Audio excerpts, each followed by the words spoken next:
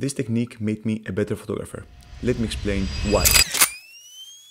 What's up everyone, welcome back to the channel. My name is Elias, I'm a photographer located in Athens, Greece.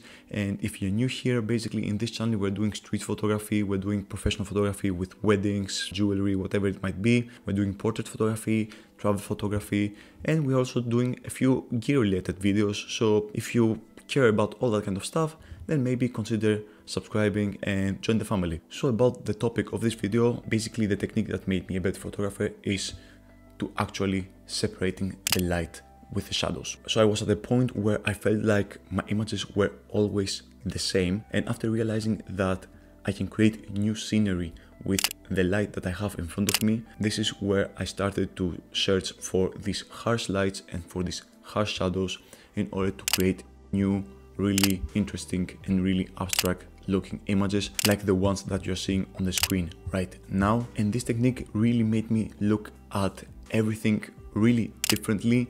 I'm constantly looking for these hard separations between highlights and shadows, and I'm trying to capture the scenery that I have in front of me with a different mindset. So if you're feeling a little bit stuck and you feel like your images are a little bit flat and you feel like you don't see anything interesting in front of you, then try to go out during a day with really harsh shadows and make the most out of the situation and basically unlock a new photography world. Because as soon as I started doing this type of photography, something started clicking inside of me. I don't know why, but I feel like these images look really cinematic and they really tell a story. The dark side of the photographs make it look like there is a mystery around the frame, and the harsh highlights give out a really nice balance to the overall frame. And after you start understanding how the separation between the light and the shadows work, you can actually start to move around and capture more details, more abstract images with that technique. You can stop photographing the whole body of a person out for street photography or their head. As you can see in this image over here, I have focused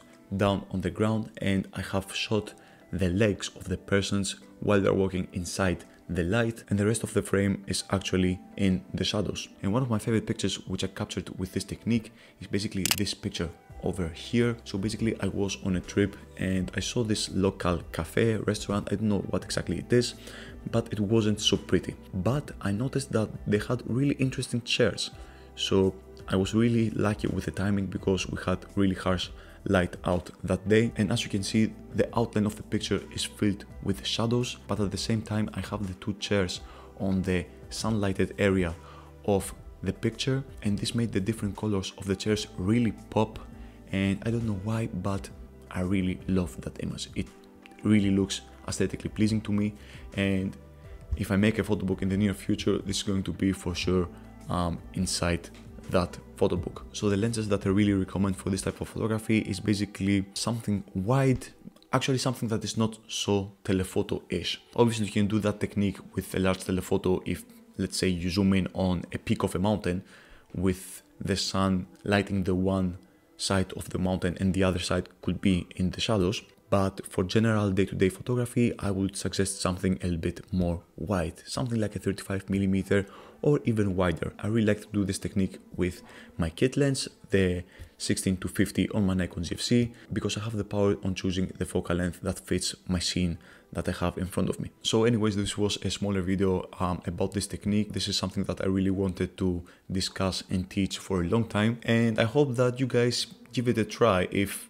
you are not doing it already. Anyways, that's all I have for you guys today. Let me know down below what you think about this technique, what you think of the photographs that I showcased. And like I said, if you're new here, consider subscribing and maybe even liking this video. This really helps out with the algorithm. Also, thank you so much for spending a little bit of your valuable time by watching my content. This really means the world to me. And yeah, that's all I have to say for you guys today. See you next time. Take care. Peace.